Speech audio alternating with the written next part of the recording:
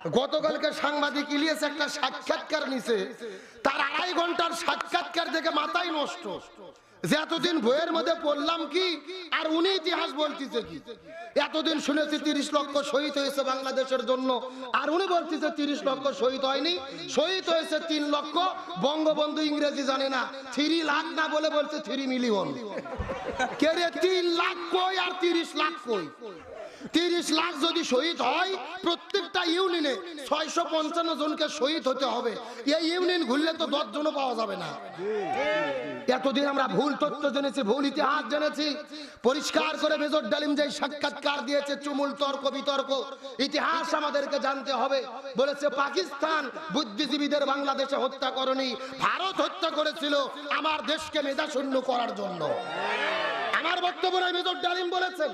তিনি পরিষ্কার করে তার একটা বক্তব্য শুনে কলিজা ঠান্ডা হয়েছে, তাকে স্যালুট দেই। ও বলতিছে আমি জাতির পিতা, জাতির চাচা, দাদা, নানা এগুলো মানি না, মুসলমান হিসেবে একমাত্র জাতির পিতা ইব্রাহিম আলাইহিস সালাম। আল্লাহু আকবার বলে। এ তো বাপের বেটা রে, কই ছিল এতদিন? এটা তো কোরআনের ঘোষণা। আমাদের জাতির পিতার নাম কি? মিল্লাতা আবিকুম ইব্রাহিম ওয়া সাম্মাকুমুল। বঙ্গবন্ধু কি জাতির পিতা? ইব্রাহিম আলাইহিস সালাম জাতির পিতা কে বলেছে? এই জন্য গভীর মনোযোগ, ইতিহাসকে বিকৃতি করতে করতে পুরো জাতির মধ্যে তার একটা ধোঁয়াশা তৈরি করেছে। পরিষ্কার করে বলেন। মেজর ডালিম আরো একটু গুরুত্বপূর্ণ কথা বলেছে। মানবাধিকার ভারতের কাছ থেকে শিখতে হবে না, আমেরিকার কাছ থেকে শিখতে হবে না। তোমরা কোরআন পড়ো, রাসূলের জীবন পড়ো।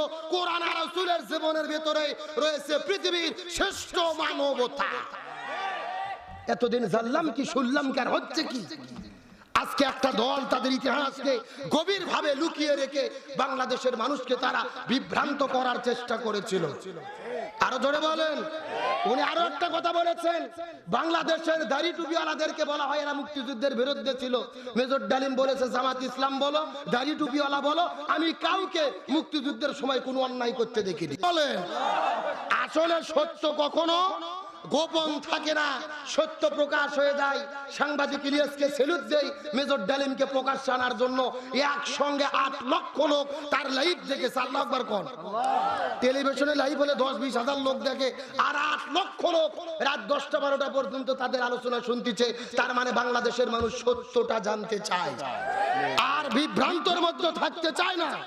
আমরা স্বাধীন হয়েছি, স্বাধীনতার মূল ইতিহাস কি, সত্য ইতিহাস কি, দল মতের ঊর্ধ্বে উঠে সত্য ইতিহাসটা জাতির সামনে আজকে প্রকাশ করা দরকার। কথা বলেন ঠিক কিনা?